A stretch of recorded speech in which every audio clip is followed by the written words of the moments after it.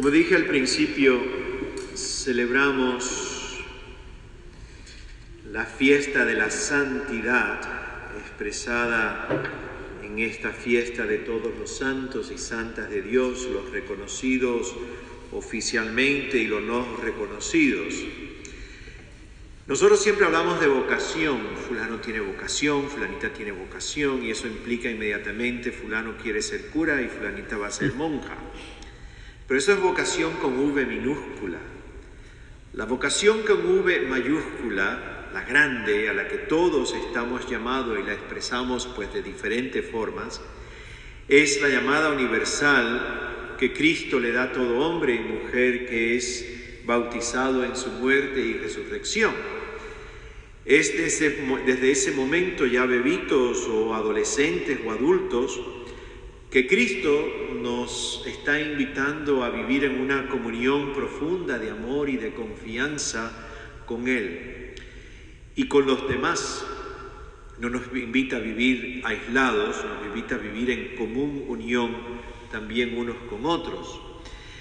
En la medida en que esa común unión se profundiza y va madurando en nuestras vidas, entonces es en la medida que poco a poco vamos dejando de vivir en y desde nuestros egos, y poco a poco será Cristo quien va viviendo en uno y va irradiando su persona y su bondad desde nosotros mismos. Acabo de parafrasear una frase de San Pablo: no soy yo quien vive, sino Cristo quien vive en mí. Eso es básicamente la santidad, morir al ego y permitir que Cristo vaya, por decirlo así, encarnándose en nuestra forma de ser y nuestra forma de vivir, nuestra forma de hacer las cosas.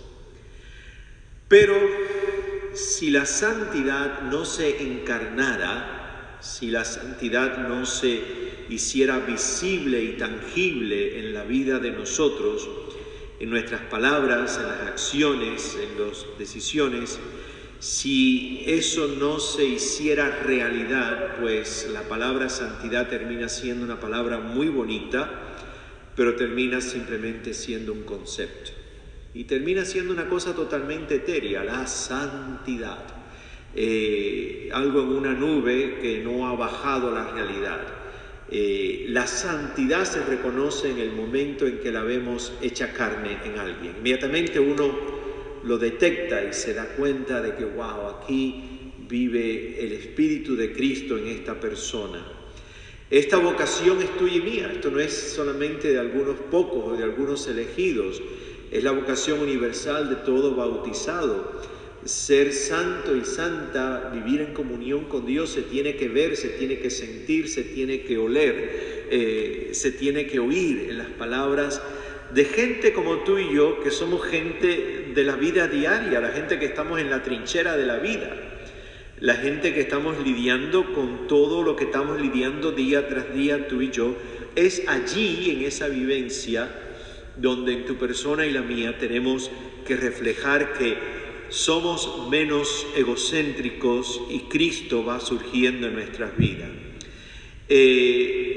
Para mí, la gente que de verdad he conocido en el camino de mi andar, que transmite esa capacidad de comunicar a Cristo en palabras, en acción, en su paz, en su espíritu, y no hay que decir mucho, ni hay que hacer mucho, simplemente brota de la gente que uno va conociendo así en el camino. Para mí han sido gente que han aprendido a vivir la fe, la vida, con alegría y bondad y con paz, mientras esta gente vivían momentos liminales. ¿Qué son los momentos liminales? Bueno, pues hay que entender primero lo que significa la palabra límina o liminal. Literalmente significa puerta. La palabra límina o liminal es vivir en un momento en que estamos bajo el marco de la puerta. Nosotros utilizamos la palabra puerta para hablar con lo que se cierra, ¿verdad? Decimos, eso es cerró la... Eso es un tapón. La puerta es el marco. La puerta es el espacio vacío que hay en un marco, y ese espacio vacío se tapa con algo, y ese algo le hemos llamado puerta, pero realmente la puerta no es eso. La límina es cuando tú te colocas debajo del marco y en ese espacio donde no estás ni aquí ni estás allá. Eso es un espacio liminal. Esos espacios liminales son los espacios que nos conectan con otro espacio.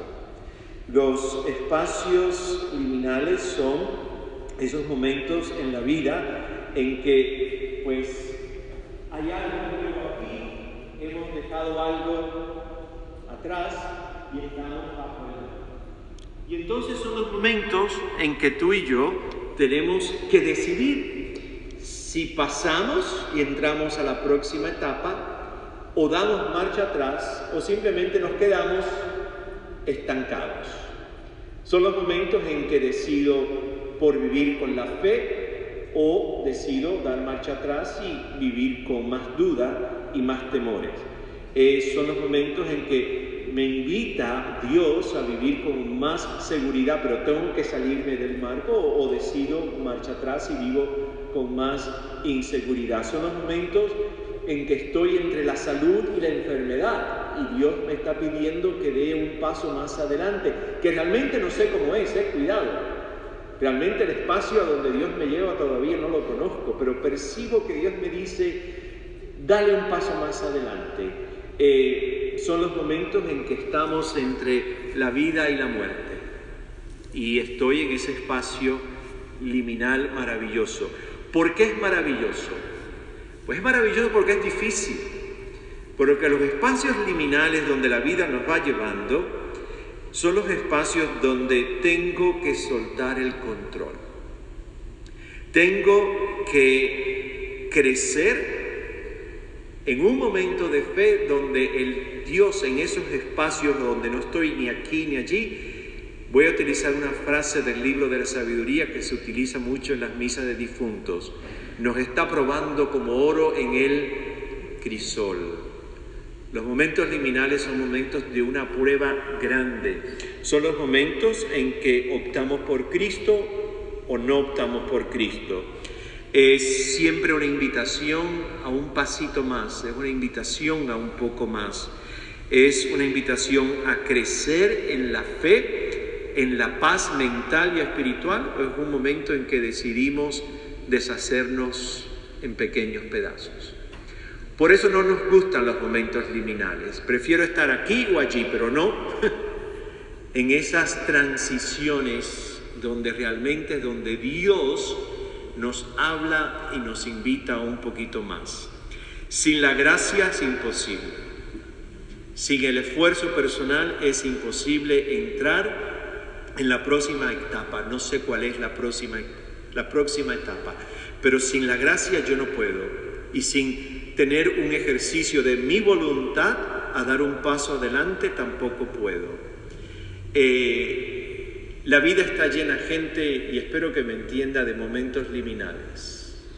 Estamos viviendo una etapa y de buenas a primeras surge un momento liminal, y al final del camino tuyo y mío está el gran último momento del espacio liminal, de la vida pasar a la otra vida. Por eso cuesta tanto trabajo morir, gente. No es por cuestión de que amamos la vida, es porque es el gran paso hacia algo que todavía no conocemos plenamente. El gran momento liminal de nuestra historia es nuestro paso de esta vida al encuentro con Dios. Como dije, esto se tiene que ver en gente.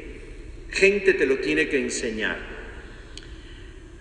Hace 4 años yo acompañé a una señora que conocí en el año 12, en el 2012, en la parroquia de Santa Rosa de Lima. Se llama Carol Lang. Caroline era una señora de un carácter muy callado, yo diría que tímida, era dulce, pero tampoco era de la gente que jamás expresaba esto en grandes formas, sino era básicamente su forma de ser, una mujer dulce, callada, siempre muy orgullosa de su profesión como enfermera. Trabajó los primeros años de su vida en un hospital que ya no existe en Miami, que era el Hospital St. Francis, que estaba en Miami Beach. Y después, el resto de su carrera profesional en la medicina fue en el Hospital Mount Sinai. Era soltera, nunca se casó, pero no era una persona tampoco solterona. Era una persona muy sencilla, muy generosa, muy de darse, pero calladita siempre. Carol comenzó a pelear con un cáncer de los ovarios hace 4 años. Y durante esos 4 años, Carol me enseñó a vivir en un espacio liminal.